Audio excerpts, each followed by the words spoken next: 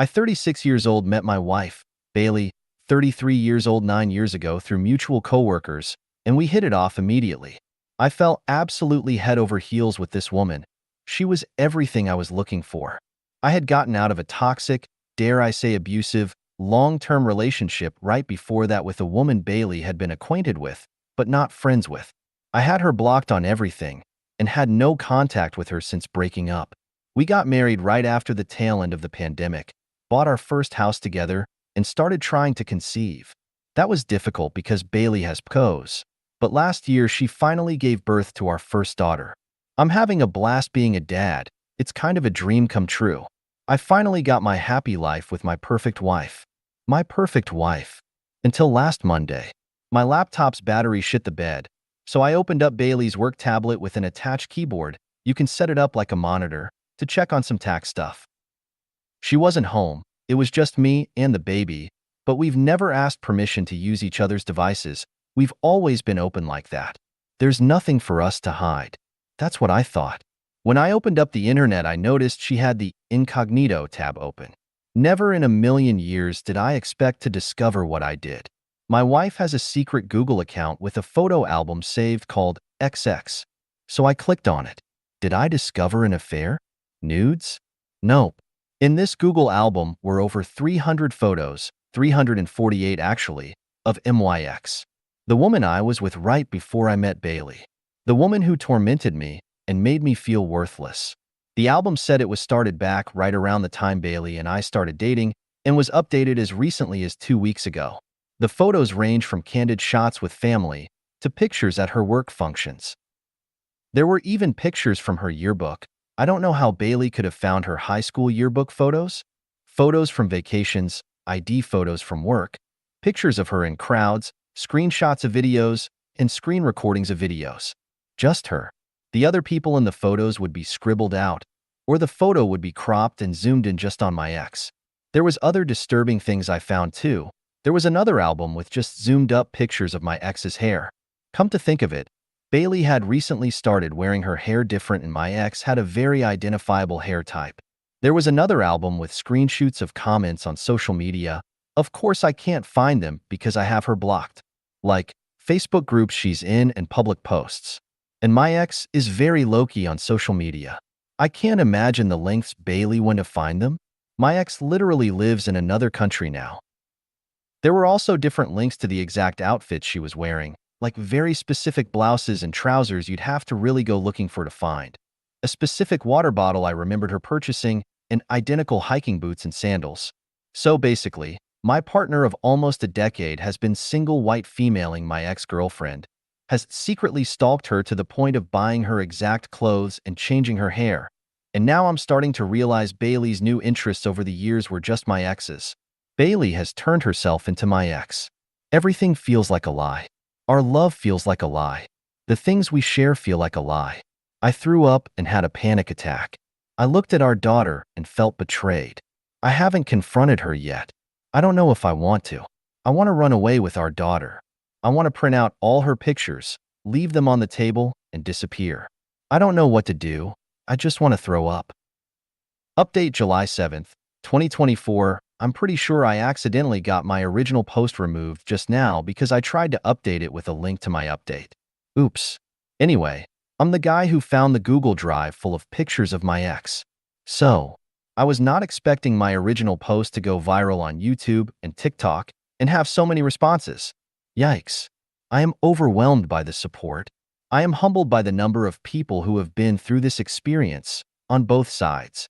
I have an update, but it's probably not as exciting and as juicy as you want. It's not bad though. First, let me clear things up. If people think this post is fake because it doesn't make sense, or are trying to conceive timeline is short, or the way I worded things makes it look like a teenager or woman wrote it, continue to think that because it means I've successfully been vague enough and worded things to not accidentally dox myself. Believe this is a creative writing exercise, so I don't embarrass myself. For real. No, I didn't actually throw up. I was in the middle of a panic attack. Private browsing. Tabs were open to the websites with clothing and objects. Another tab was signed into Google Photos. When I exited the Google Photo tab to look at the websites with clothing and came back, it was already signed out and I couldn't get back in. A lot of the clothing I recognized wasn't because I remembered my ex wearing them. There were more recent pictures of her in the file wearing them, and I remember the day Bailey bought the water bottle that also happened to be in the folder, the hair. Bailey and my ex are the same race, and my ex wore braids in a particular way. Not so particular that it's exclusive to my ex, because Bailey has also worn different braids, but seeing pictures of her made me put two and two together. Is there any way Bailey could have gotten with me in an attempt to get to my ex? Was Bailey possibly obsessed with my ex before she met me? Probably not, because Bailey grew up here and my ex originally moved here for university. And while you can drive across the border, it's not that easy, and I don't think Bailey was going back and forth to stalk her in person. Also, the reasons why my ex and I broke up have nothing to do with Bailey, and she could not have had any involvement. On to the actual update. The next day when I had calmed down, I called several social workers and therapists. I was planning to confront her there. Unfortunately, the only places that take our insurance did not have an opening for another couple weeks. So, despite what a lot of you think, I've known my wife for nearly a decade, and even while I was confused and upset and doubting things, I didn't think she'd be a danger to me. We took baby to grandma's, and I asked her to go for a walk with me. I did not beat around the bush and straight up told her I found the folder. Her face got very red and she was frozen, but also tried to play dumb at first. I was persistent, and she started crying and begged me not to leave her. This is what I uncovered. Bailey first started looking up my ex out of curiosity. To keep tabs, I guess? But over time, it became more pathological. It's like she got addicted to it, but she also wanted to please me. Okay. Maybe I talked about my ex a lot more than I thought, and Bailey wanted to emulate the good parts. She told me she really doesn't know who she is, and my ex's image was something she latched onto because she had me first. Finding information about her became a game. Finding the clothing and objects became a game by searching things like blue water bottle green stripe until she compare the product to a photo and find the exact one. The reason why I couldn't find the posts wasn't because I had blocked my ex, but because my ex had made a new Facebook under a different name. Bailey found her profile by searching up a family member. She made fake social media and added enough mutual friends until she could see my ex's posts, and until her private Instagram accepted her.